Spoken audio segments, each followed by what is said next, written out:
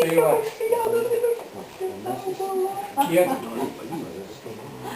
kiek žinau, kauniečiai šokinėjo rokuose, atrodo, taip? Makštava buvo.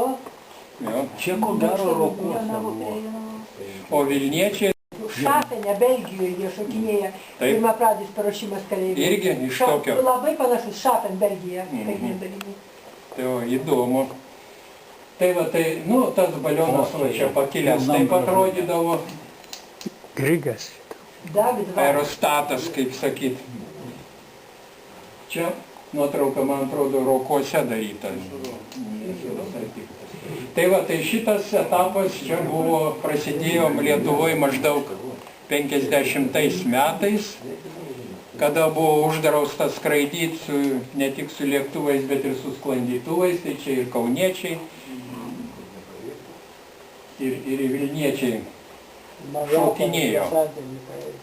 Tai va, nu, čia tas garsus parašiutas PD-47, kur desantininkai šokinėdavo. Beje, ar buvo anksčiau iki 58 birželio 26 dienos 6 valandos ryto Pociūnuose grupinis šuolis su 30 sekundžių uždelsimu? Gal tai jau, kad Pociūnuose pirmas toks buvo taip, o dėl Lietuvoje tai negaliu pasakyti, nežinau. Tuo metu mums vadovavo, į visą laiką pagarbą turiu, papulkininkui Jevseičiui Grigorijui Antonovičiui.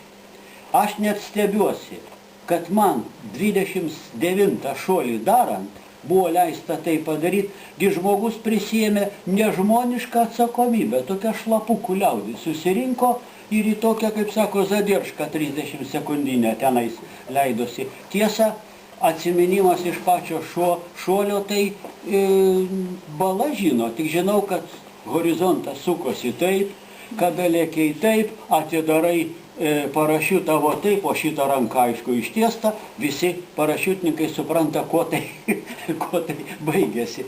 Du tai va, mes tada iš lėktuvo ant 2400 aukštis, parašiutai PD-47 ir tai buvo taip, Žalpys, amžinatilsį jam jau, Černiauskas Julius, amžinatilsį jau jam, Gerulskis, amžinatilsį jau jam, Samboraitė atrodo dar gyva, nu ir dar vienas, kuris jums čia pasakojo. Taigi, aviacijos ir parašiutizmo istorikų ir norėjau paklausti, ar tai čia koks nors reikšmingas įvykis, ar tiesiog eilinis grupinis šuolis, bet tik tai tiek noriu pasakyti, kad nuo to prasidėjo Pociūnuose, o po to galbūt ir Lietuvoje grupiniai šuoliai. Taigi sveikinu visus su tuo, kad čia susirinkot, o visa tai įvyko prieš 54 metus. Kitais metais gal ir 55 metus atšvęsim. Taigi su mūsų sena parašiutininkų švente, ačiū, kad išklausėte.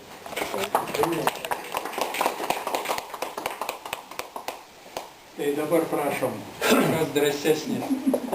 O drąsių nėra čia naivų. Nu, parašiutininkai visi nebėjo. Tai kaip matot, čia sako, parašiutinė grandis pirma susikūrė tada, kada jau Pociūnuose, o pasirodo, jog yra liudininkų, kad buvo daug anksčiau. Bet tai nebuvo kažkokia grandis, bet buvo prie Dosavo būrelis, kuriam vadovavo iš pradžių Baltrušaitis, paskiau Černiauskas, paskiau tapo Gerulskis. Kaip Gerulskis jau pradėjo vadovauti, tai tada gaudavom parašutus iš karinio dalinio. Jau kaip ir savo turėjau, kas turėjom sandėlį parašutų, viskas. Tai vat, o su kariškiais susitardavom ir jie iš Aerostato mus leidavo šokti ir net iš Andviejų, ir net iš Lydviejų vienas. Iš Kauno čia pasikrovim, Pociūnuose iššokom, po vieną tokį šuolį ir turi.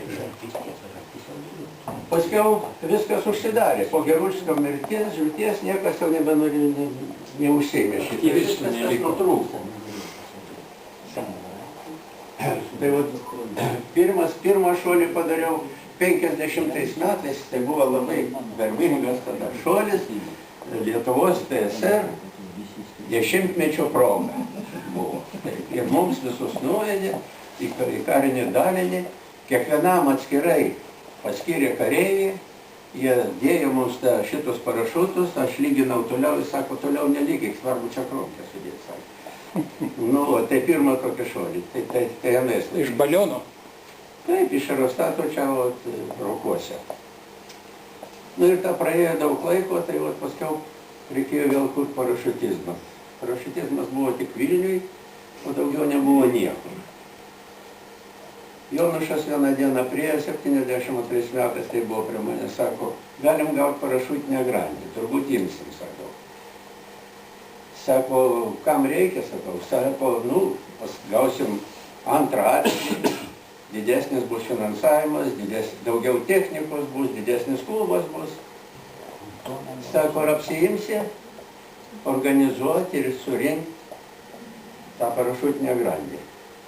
Kadangi jau buvau padirbęs pas Palinauską 3 mėnesius parašutiniai grandį lakūnų instruktorium.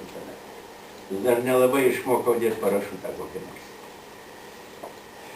Sakau, čia labai sudėtingas darbas ir atsakingas.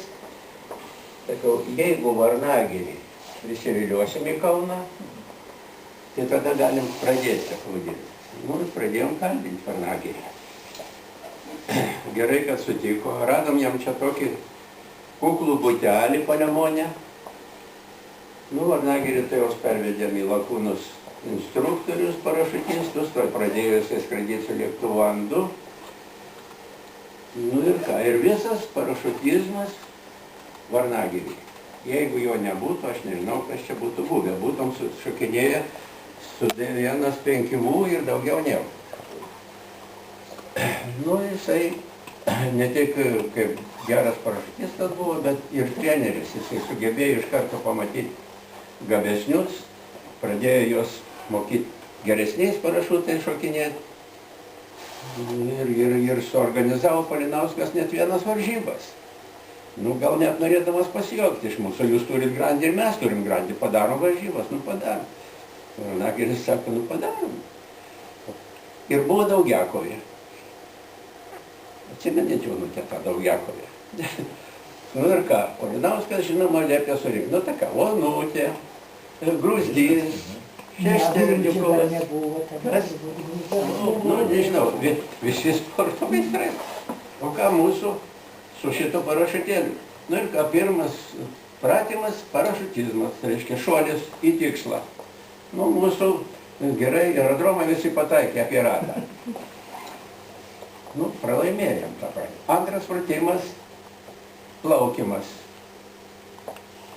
Nieko nepaplaukė, mūsų kaip davė, tai davė. Pirmą vietą. Trečias pratimas – šaudymas. Sušaudėm geriausiai. Ketvirtas pratimas – slidinėti. Slidis, krosas. Mūsų slidinės jaunimas. Vėl pirmą vietą. Palinauskas atėjo garbingai, jau varžybos pasibaigė, pasveikė. Pirmą vietą, kad sveikinu jisai, antrą vietą Kaunas, sveikinu, trečią vietą papratimą Kaunas, sveikinu, ketvirtą vietą pratimą Kaunas, sveikinu. Bendroje įskaitoje Kaunas pirmą vietą. Kaip čia yra, sako. Kaip yra, o taip yra, taip laimėjome.